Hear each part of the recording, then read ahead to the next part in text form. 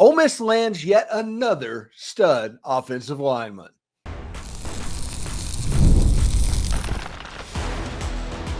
You are Locked On Ole Miss, your daily podcast on the Ole Miss Rebels. Part of the Locked On Podcast Network, your team every day. Hi, I'm Stephen Willis, a former staff member at Ole Miss and a 10-year veteran member of the national media with Yahoo Sports. Today on the show, we talk about how Ole Miss is continuing to do well in Florida with Naples offensive lineman TJ Hedrick, who committed over the weekend, and we look at why this run on Florida athletes might be happening and why Ole Miss may have already found its next big leader in Austin Simmons.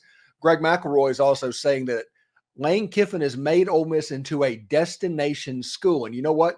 It's kind of hard to argue against that right now as they're attracting big name after big name in the transfer portal. And now high school recruiting is raising to that level as well.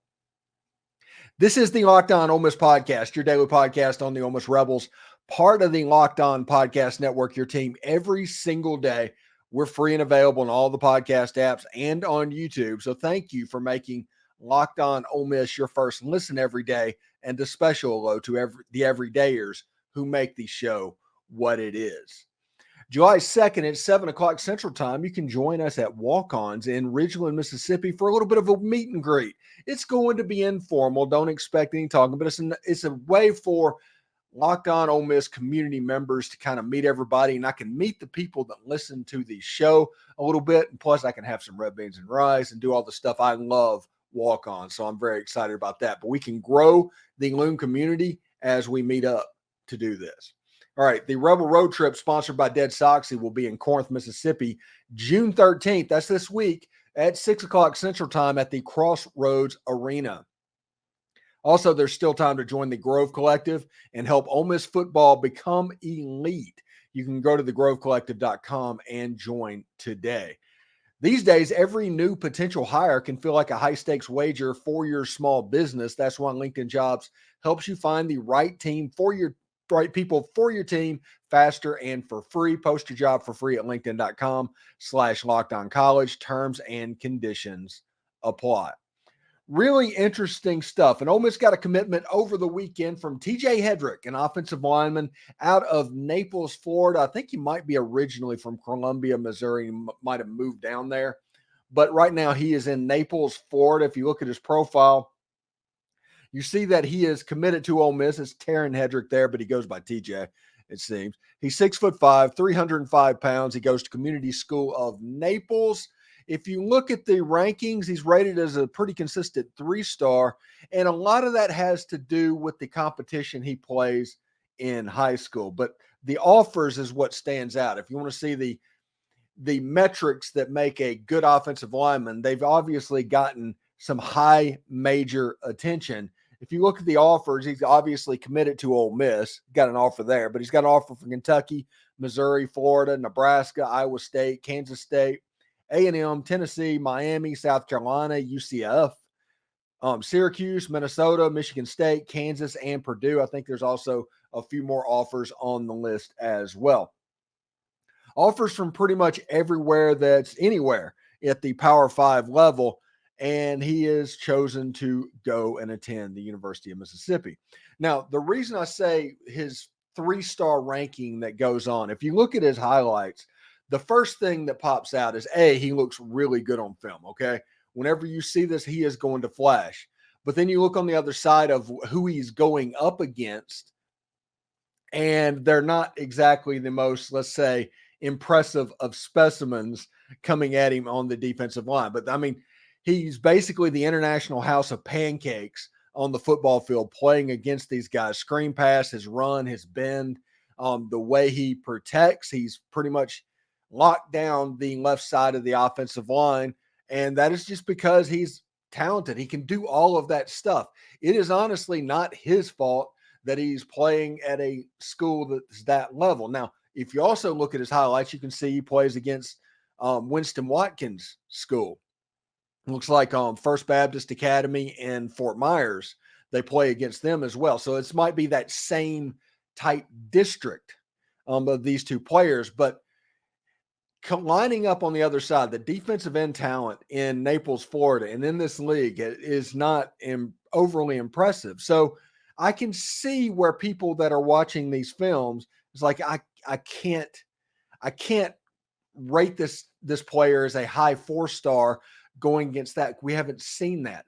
But this is the type player. The reason I bring this up, if he goes to an all-star game, let's say for some reason that he gets an invite for the Under Armour All-American game and goes to Orlando, and he performs well against those defensive linemen. If he performs well against those guys, you could see him go from where he is to a high 4-star type player. This is where the Chris Jones type jump happens. When you play at schools like this, with the talent that you obviously have, all we need to see as a people, I'm not even talking about Ole Miss fans, but just in general, all you need to see is whether or not he can do it against the good players, the really good players. And all of a sudden, the Ole Miss, Kentucky, Missouri, Tennessee, Texas A&M offers become Georgia, Alabama, those offers. That is the difference. It's just, have you seen it? Right now, it's all projection, okay? It's like, we think this guy can do this. We think this guy can be a helpful player for us, but we haven't really seen it at this point. Now, I want to see him go up against somebody that's 280 pounds, a solid defensive end. Everybody remembers when Laramie Tunsil was at Ole Miss. And Laramie was a great player. But do you know how everybody knew that Laramie Tunsil was a special player? And everybody's going to say, yeah, when I saw him take his first drop, I knew he was special. That's not true. That's not true at all. That's them trying to be cute. But when people knew they had something special with Laramie Tunsil is when he was going up against Myles Garrett. And Myles Garrett could do nothing. Nothing. That's the point where everybody knew you had something special. Everything before that is projection. Actually seeing it on the field is what gives you that reinforcement of your opinion. And then all of a sudden it's kind of like, like I went to the Immaculate Deflection game in 1983. I was one of 60,000 people in that stadium that day when everything was going on. That said, if you ask about 300,000 people today, they were in the stadium that day. So it's a situation where after the fact, once you've realized this person's a good player, you go back and you find, hey, this would probably be a good reason. This would be something I can go off of. And this offensive lineman has a chance to be really good. Look, if you look at his tape, go through his movement, his bend, the way he does things, he acts like so much less of a weighed player than the 305-pound athlete. Really impressive stuff for Ole Miss football. And we'll see exactly how it goes. Thanks again for making the Locked On Ole Miss podcast your first listen of the day. Greg McElroy has said Lane Kiffin has made Ole Miss into a destination school. We'll tell you what that means. When you're hiring for your small business, you want to find quality professionals that are right for the role. That's why you have to check out LinkedIn Jobs. LinkedIn Jobs has tools to help you find the right professionals for your team faster and for free. It's not just another job board. LinkedIn helps you hire professionals you can't find anywhere else, even those who aren't actively searching for a new role, but might be willing to jump into the perfect job. In a given month, over 70% of LinkedIn users don't even visit other leading job sites. So if you're not looking in LinkedIn, you're kind of looking in the wrong place. On LinkedIn, 86% of small businesses can get a qualified candidate within 24 hours. Hire professionals like a professional on LinkedIn. Post your job for free at linkedin.com/lockedoncollege. That's linkedin.com/lockedoncollege to post your job for free. Terms and conditions apply. Are you watching Fox Sports or ESPN on your TV all day and you have to turn down the volume with all of that shouting? Make the switch to Locked On Sports today. It's a free 24/7 sports streaming channel programmed for you every day to bring you the biggest stories without all of that screaming. Locked On Sports Today brings you can't miss analysis, opinions, and news streaming 24/7 on YouTube or the Amazon Fire TV channels app, part of the Locked On Podcast Network, your team every day. So Ole Miss got a big commitment over the weekend from Naples, Florida, an offensive lineman. We talked about him in the first segment.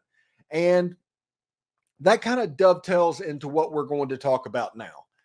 And it came out over the weekend or somewhere around there, where Greg McElroy from ESPN came out and was talking about Ole Miss and their chances of a playoff run and stuff like that. John Macon McGillespie did an article on it, and a good friend of the program, but he says, is Ole Miss a destination program under Lane Kiffin? College football analyst reveals his thoughts, and that analyst is Greg McElroy.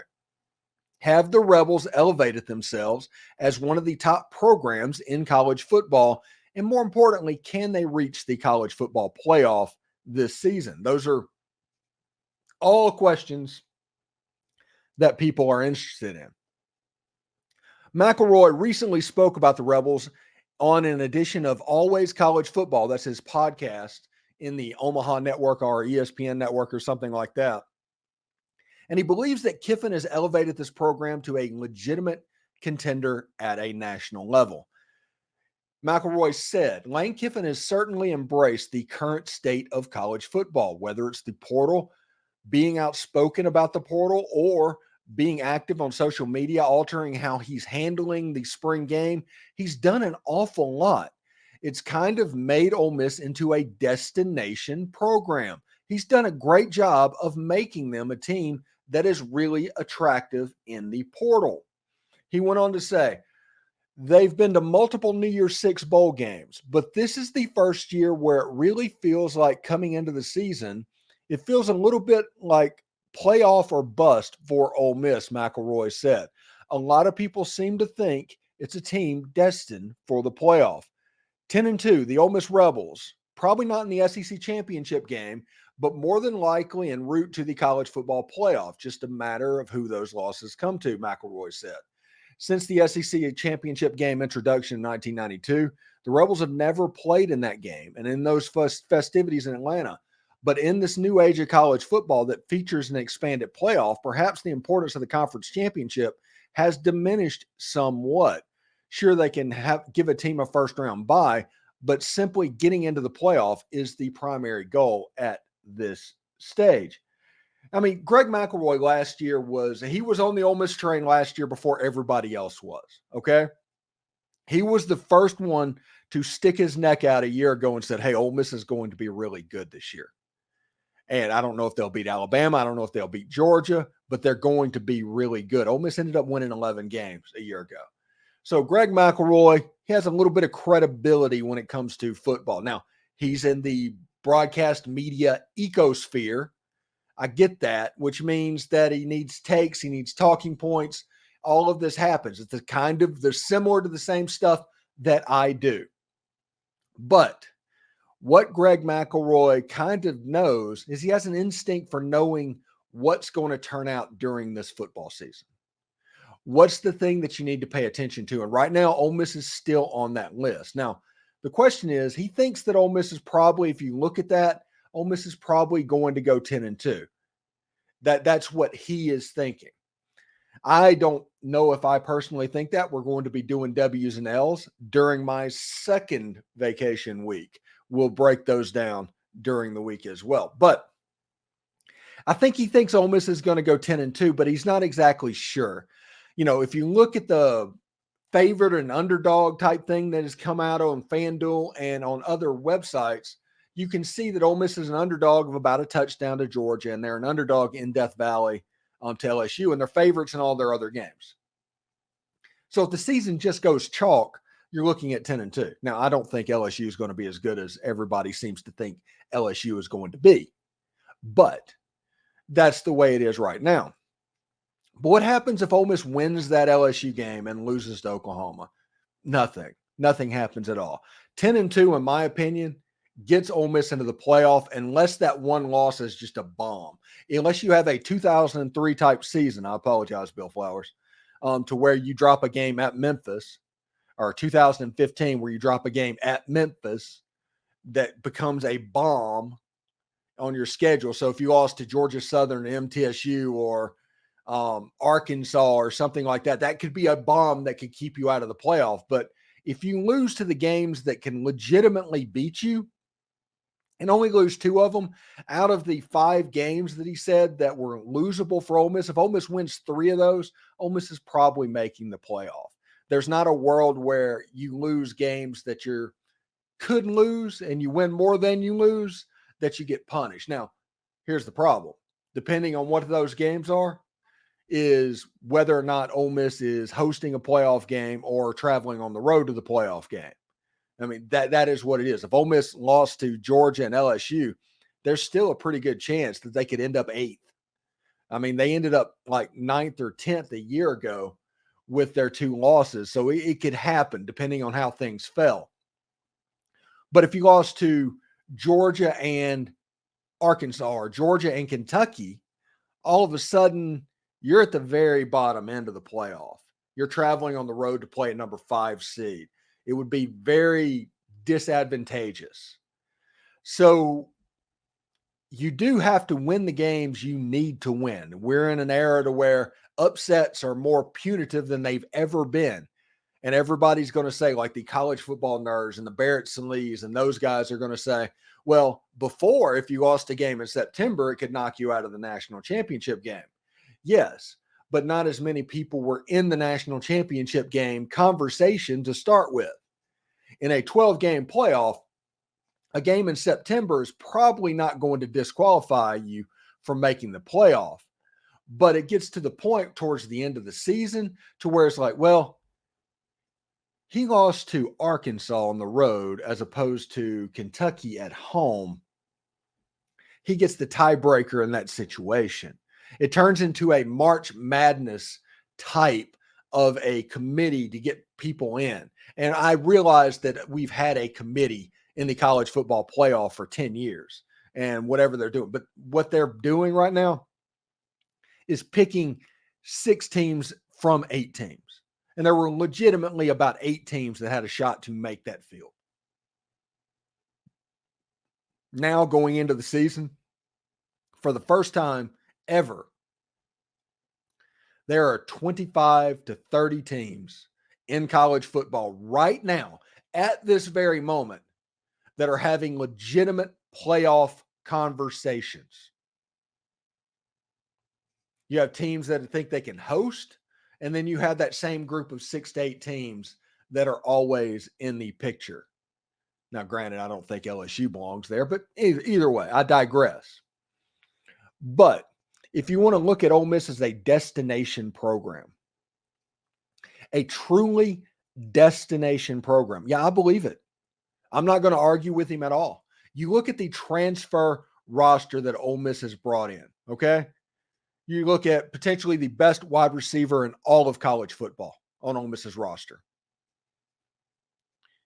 Last year, this is the guy that went into 2023 as the best receiver in the Southeastern Conference a year ago. If he's healthy, he's going to be a problem. Everybody forgets about Jordan Watkins, a transfer from Louisville.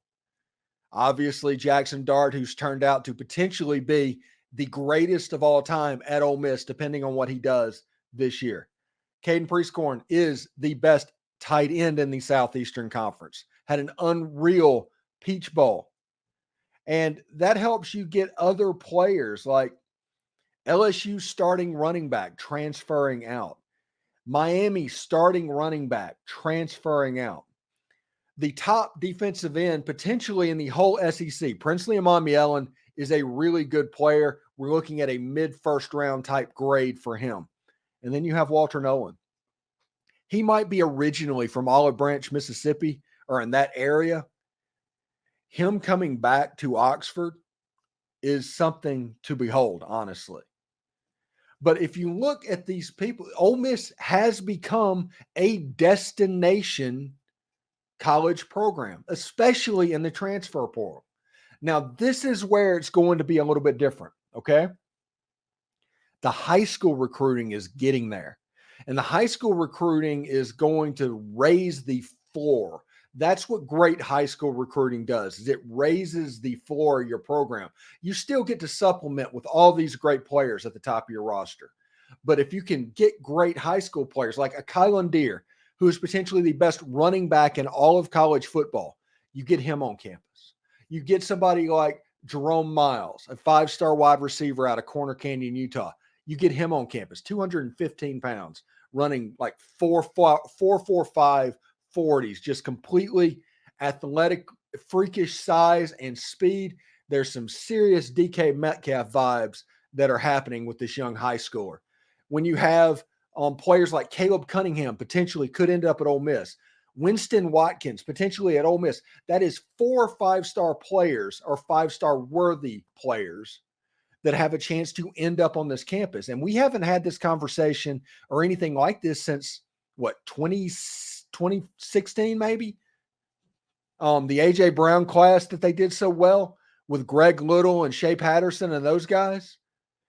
That was probably the last time where the high schoolers were coming in this number. And you still have the transfer portal that is at an elite level.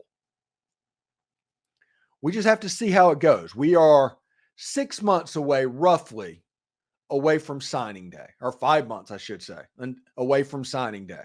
So we'll get to see if Ole Miss and Lane Kiffin and his staff can close the door. But right now, it looks pretty good. If you look at what's happening on these official visits, I mean, Elijah Melendez, potentially this weekend went as well as it possibly could for Elijah Melendez. When you look at the other players, Winston Watkins, other ones that came in, you'll see what happens over the next 5 months. But Ole Miss has put themselves in a really, really good position right now. Thanks again for making Locked On Ole Miss your first listen. With all of these big-name Florida kids visiting and committing, I think Ole Miss may have found its next big leader in Austin Simmons. I'll explain. It's winner take all time in the NBA and NHL, and FanDuel is making you have a shot to bring home a big win of your own. Right now, new customers can get $150 in bonus bets with any winning $5 bet. That's $150 to bet on spreads, money lines, and player props. Maybe you can bet on the Ole Miss Rebels over-under of 9.5 wins, which currently they're sitting there. Or maybe you're interested in betting Ole Miss at -122 to make the college football playoff, or maybe granular is your thing, where you're looking at Jackson Dart at plus 1,500 to win the Heisman Trophy. Maybe that's your flavor. Visit FanDuel.com/lockedon to make every playoff shot count. FanDuel, it's America's #1 sportsbook. Locked On has launched the first ever national sports 24/7 streaming channel on YouTube, and now it's also available on the Amazon Fire TV and the free Fire TV Channels app. Locked On Sports Today is here for you 24/7, covering the top sports stories of the day with the local experts of Locked On, plus our national shows that cover every single league. Find Locked On Sports Today, now available in the free Fire TV Channels app. Be part of history. So we talked about Ole Miss being a destination school per Greg McElroy, and I mean, you can't really argue with that at this point.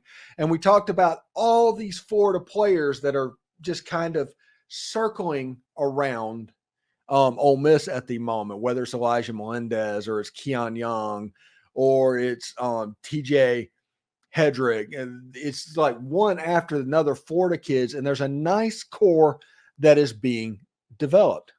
And personally, these guys have seen and they've learned from Jackson Dart. Jackson Dart as a recruiter this year has been amazing. But who's the next recruiter? Whenever Jackson Dart heads off to greener pastures and ends up in the NFL, who is up next? We've talked about how Ole Miss has one of the best quarterback competitions that they've ever had. Coming into next season, whenever Walker Howard and Austin Simmons goes at it. And I think that Austin Simmons has kind of taken notes from Jackson Dart, and he is displaying, I should say, a magnetic type personality of his own, just like Jackson Dart. As Jackson Dart has shown him the way to get players at Ole Miss, Austin Simmons is doing that as well. You have a situation to where this is the next class. There's say-by-bell jokes that you can make there, but this is the one that's going to determine whether or not Ole Miss is a flash in the pan, whether it's a Hanson, whether it's a Dead-Eye Dick, whether it's something like that to where it's just a one-hit wonder, or if they have staying power like Clemson did in the late 2010s. This class that is coming up right now is going to determine that. And Austin Simmons is taking a major leadership role in this 2025 class, in my opinion, from what I see. And I've talked to several people that was talking about spring practice. And Jackson Dart, he would out there and he would tough through some stuff and he would do some things, but Austin Simmons got a lot of reps in spring ball.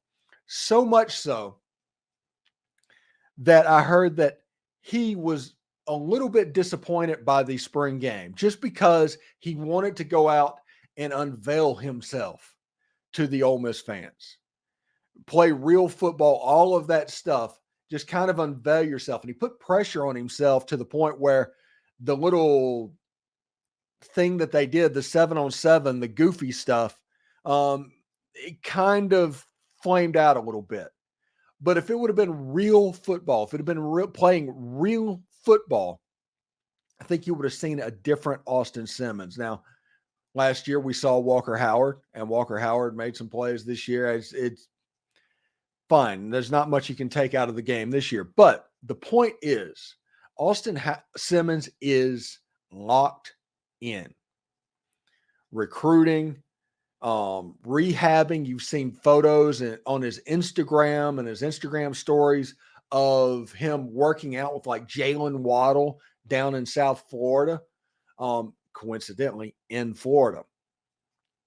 Since he's been doing that, and I think Austin Simmons has been down there, I guess he got hurt at the end of April, and then shortly after school got let out, he went out down there to rehab and to get ready, and he looks fine now, by the way, so don't even worry about that. But he has started, I think, working around and getting prospects, because all of these prospects that are going around in Florida, they were on the same circuit as him. They were there.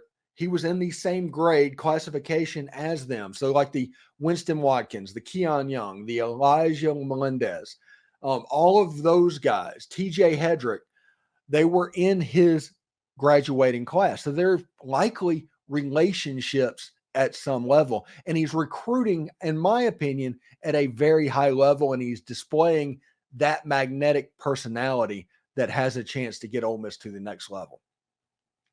I'm not rooting for Austin Simmons. I'm not rooting for Walker Howard. I'm just rooting for one of them to win the quarterback job. But I will say this.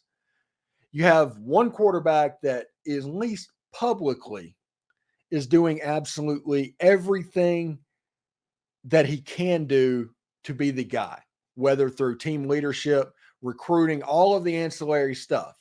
And you have one guy that you've seen spring game, but you hadn't seen very much of him. I'm not saying that Walker doesn't have a leg up at the moment.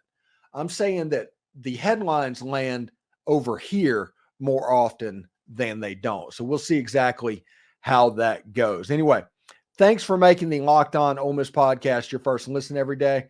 And we have the most perspective surrounding Ole Miss sports, and it's one of the many reasons why we are the number one Ole Miss podcast out there. And thank you for that. This week's top 5 topic is the top 5 head coaches in Ole Miss football history. But for your second listen, Locked On has launched the first ever national sports 24/7 streaming channel on YouTube. Locked On Sports Today is here for you 24/7, covering the top sports stories of the day with the local experts of Locked On, plus our national shows that cover every single league. Find Locked On Sports Today, now available on the free Fire TV Channels app. And for those of you on YouTube, we're going to send you there right now. Hotty toddy, everyone.